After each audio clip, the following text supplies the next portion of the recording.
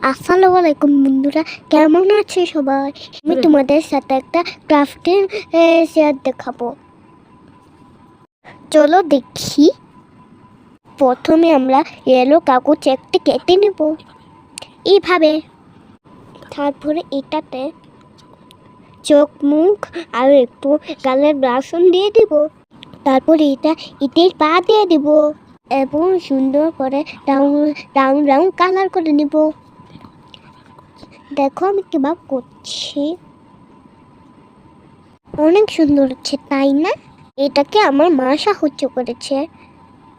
দেখো তো কেমন হচ্ছে।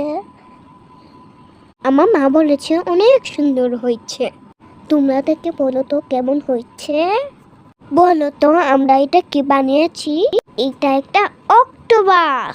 তোমরাও চাইলে এটা বাসায় চেষ্টা করতে পারো। ধন্যবাদ সবাই।